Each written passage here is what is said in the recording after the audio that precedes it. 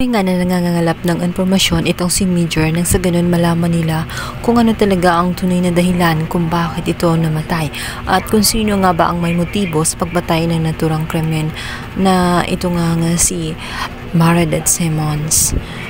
Marami ang pinaghihinalaan nila dahil marami nga ang galit kay Attorney Meredith.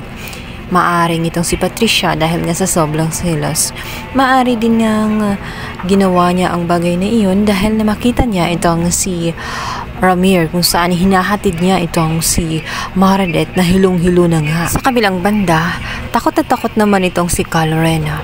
Sinabi niya na tama ang kanyang naiisip kung saan hindi muna magpakita kina Era dahil nga sa sensitibo pa itong at natitiyak niya na magagalit lamang at paalisin lamang sila.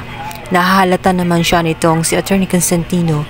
Sinabi nito na the more they hide ay lalong mas kaduda-duda ang kanilang mga kilos, ang kanyang mga kilos. Kung kaya tinanong niya ang kanyang asawa kung ano nga ba ang ginawa niya kay Meredith o may kinalaman ba siya sa pagkamatay nitong si Meredith. Tumanggi si Lorena na magsalita, hindi niya inaamin ang katotohanan na talagang siya ang may gawa ng lahat. Sa kabilang banda, patuloy na nangangalap ng impormasyon si Major at ang mga kasamahan nito kung saan inimbestigahan nila kung sino nga ba talaga ang gumawa ng naturang krimen.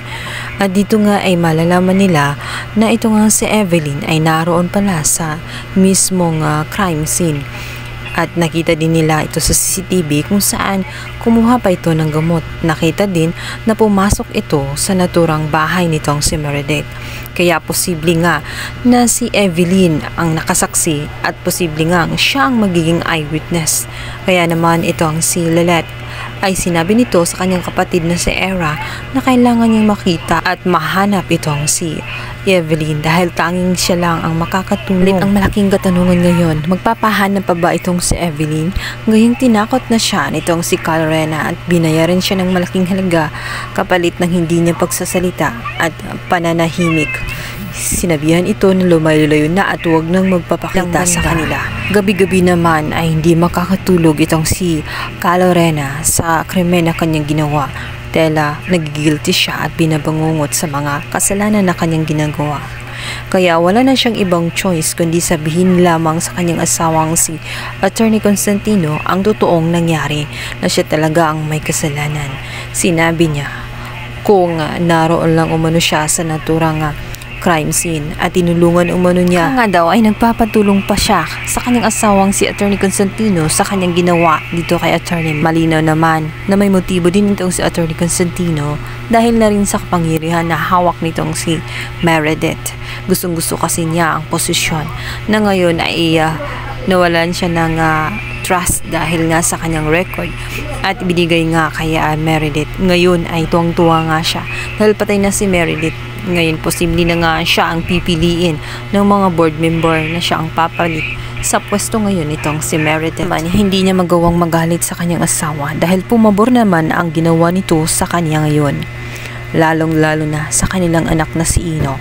Si Meredith kasi ang nakakaalam sa ginawa ni Ino at sa issue na bagong ginawa niya tungkol kay Serene. At dito nga ay posibleng mauungkat kung buhay pa nga itong si Mer ay hindi ito titigilan ni Meredith ang issue niya dahil alam niya na guilty si Ino kay Trixie. Gumagawa na naman ngayon ito ng krimen na dapat nga tuldukan na ang kanyang samaan.